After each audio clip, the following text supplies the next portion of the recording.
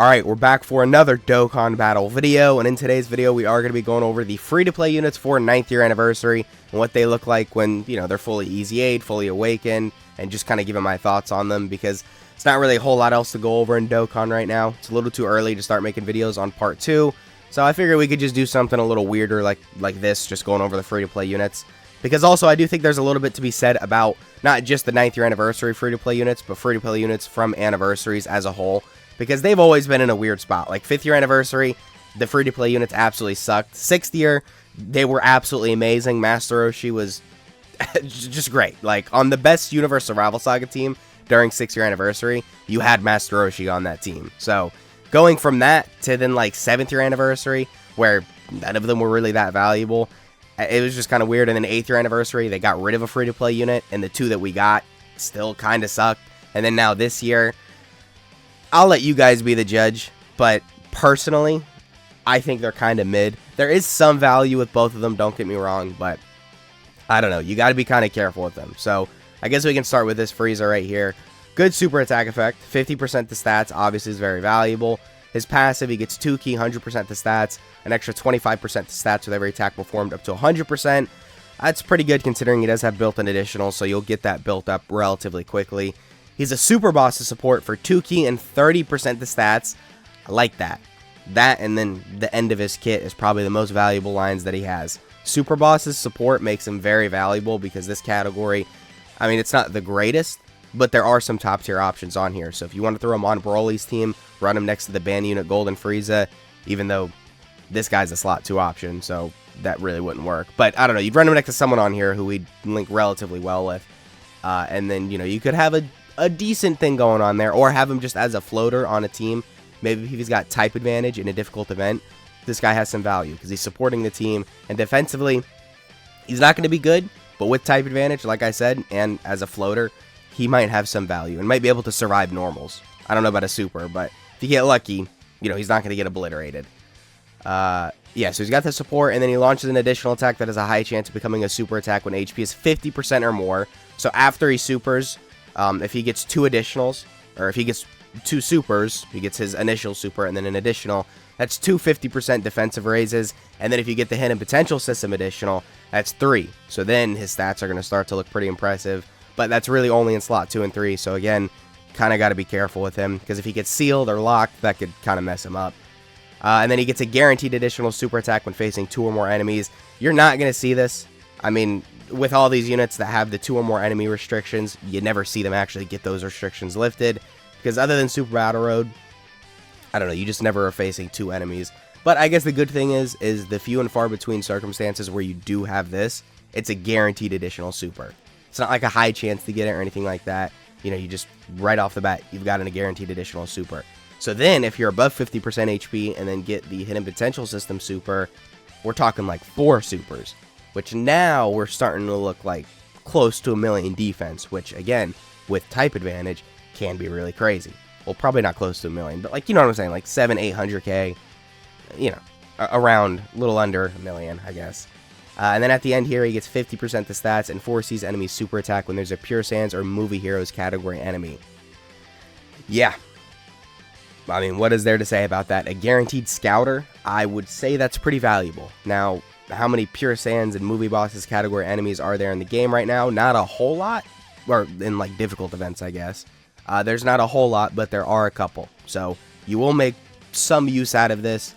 And again, if he's got type advantage, he'd be pretty decent to run in there. Link set, pretty, you know, standard Frieza link set, except no big bad bosses. But I guess they don't really give free-to-play units big bad bosses. So I guess it's decent. His categories, yeah, standard Frieza category list, so not really a whole lot to talk about there. Moving on to the next free-to-play unit, the Physical Beerus. So I don't actually know as much about this guy, so this isn't going to be the first time I'm reading over his kit, but I don't have it all memorized, so, you know, bear with me here. If I mess up a little, I just, you know, I'll read over it, and we'll know for sure what he does. But his passive, he can't attack. Okay, I mean, yeah, right off the bat, I don't want to say that's horrible, because obviously they compensate for him not being able to attack by making him reasonably good defensively, but I mean, how much can you compensate for not being able to attack, right? That's kind of just a I don't know, an instant red flag with a unit. Like, they can't do damage, basically, for the first 5 turns. So, it's just something to keep in mind. I guess it's not an instant, like, no, I can't use him, he can't do any damage. Because as long as he's good defensively, I think you could still run him. Because I've said this a million times, defense is more important than offense in the game right now. So, that's not a horrible thing, right? It's not that bad, but, you know, it's going to be noticeable. 200% to defense, 50% damage reduction, and with every turn passed, he loses 10% damage reduction, no more than 50%. Okay, so he just loses all his damage reduction as the turns go on by 10%. So obviously he's got 50% damage reduction, so after 5 turns, he's going to lose all of that. He gives all allies 40% attack during the character's attacking turn. He gets an additional 10% attack up to 30% at the start of each turn. And then he changes physical key spheres to rainbow key spheres, and then gets another 50% defense per key sphere obtained. So he's an orb changer, a little bit of a support, and I guess that's about it with this guy. Defensively, turn 1, he's going to be pretty impressive, but with no super attack effect, I don't know. They might have been able to give him a little bit more. I guess maybe like 70% damage reduction would have been a little bit more. I don't know, it just would have given him that little more oomph. You know what I'm saying? Like, I feel like he's just missing just a little bit. And I'm not talking about a super attack effect. That's another thing that is obviously missing, but maybe a bit more damage reduction. If it was like 300% the stats, that would have made him a lot better. Because I feel like they really should capitalize on his defense here because he's not doing any damage. But, of course, with good RNG in terms of your key spheres, you can get a really high defensive stat with him. So I guess it really just depends on your key sphere luck. And then the Awakening condition, basically, I don't know. You wake up with him. His card art doesn't change, so I don't really know what that's all about. But it's like a transformation, an active skill, whatever. Now he can do his super attack effects, and his passive is actually relatively good. Not saying it wasn't before, but, you know, not being able to super, not being able to do a lot of these things, it does affect him. The condition to go into that is starting from turn 5. So when he loses all his damage reduction, I know it sounds like, oh my god, he's going to be horrible defensively, how am I going to run him? But literally the turn when you lose all of his damage reduction, you transform with him. So there was some thought put into his design, and that does definitely work. He does also get the target mechanic for 1 turn. I don't know if this guy's going to be good enough defensively to handle that. Like with Gogeta and Beast Gohan, when they get their target mechanic, they're fine, right? They're not taking any damage. So even if all of the attacks are going towards them, which is what happens during the target mechanic, doesn't matter for them. But this guy, I don't know. You might want to be careful with him. Or like I said with the first form Frieza, just bring him in an event where he's got type advantage so you can ensure he's probably going to be able to tank. Regardless, he does have super attack effects now. 12 keys, he raises attack for 1 turn, colossal damage to enemy, and seal super attack. 18 key, greatly raises attack, and then raises defense for 1 turn. Mega Colossal, and then greatly lowers defense. I guess that's good for Super Battle Road. Yeah, his passive, 3 key, 200% the stats. He gets an additional 3 key and then damage reduction of 50% for 1 turn on his entry turn. So that's good because that's when he's going to have his target mechanic. So I guess with type advantage, yeah, he's going to be absolutely fine with tanking. But I don't know, man. I don't think this guy's defensive stat is going to be insanely high. So for that first turn, you could still take a little bit of damage with this guy. I mean, enemies are hitting relatively hard now. So, I don't know. Just keep that in mind. And then he gets an additional 1 key up to 7, 11% attack up to 77% with every attack received. He gets an additional 100% the stats with 3 key spheres obtained. And then 30% damage reduction with 5 key spheres obtained. And then he gets a high chance to crit, starting from the turn in which the character receives the 7th attack. Look. That's not bad. There's a lot of good things going on in that kit. I'm not going to sit here and lie to you, right? I'm not trying to be biased by saying they're bad here. They can be impressive, both the Frieza and the Beerus. On their perfect turn, they're looking good. But, like, dude, key spheres restrictions, it's not always the best thing. Because then now you have to get, 5 key spheres for 30% damage reduction? And other than your first turn that you have him, that's almost like a must-have. Because his defensive stat, it's just not going to be high enough to compensate for no damage reduction or anything like that.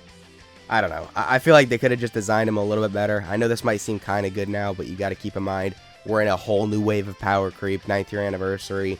So I don't think this is necessarily as crazy as a lot of people might think it's going to be. I don't think this is bad. I think he can look good, and I think the Frieza can look good, and they've got their values, especially the Frieza.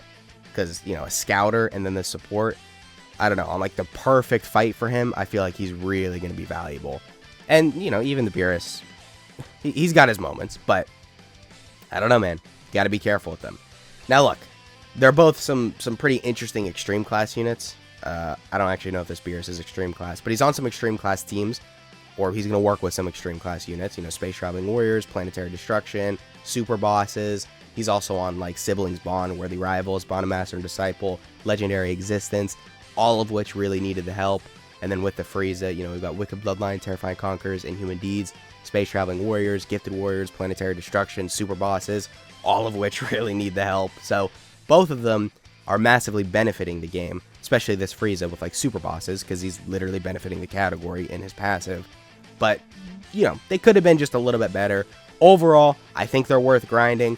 I think they're valuable to have in your box, because I'm sure there's going to be some category mission or some event where they're going to be extremely valuable. So there's no reason not to grind them. I just think maybe comparing these guys to, I don't know, like the 6-year anniversary free-to-play units when they first released, it's interesting to see the direction that they've gone with free-to-play units. They've made them noticeably worse as the years have progressed. Not like, you know, useless or anything like that, but comparing how crazy the 6-year anniversary free-to-play units were on release to how crazy these guys are on release, you could tell the difference, right? You could tell they put a little bit more power into those 6-year anniversary free-to-play units. But I'll put the discussion off to you guys. Let me know how you guys feel about the 9th year anniversary free-to-play units, and you know, how you feel they could have been better, or if you feel like they're already good enough. And yeah, that has been the video. I hope you guys enjoyed. I'll catch you all in the next one.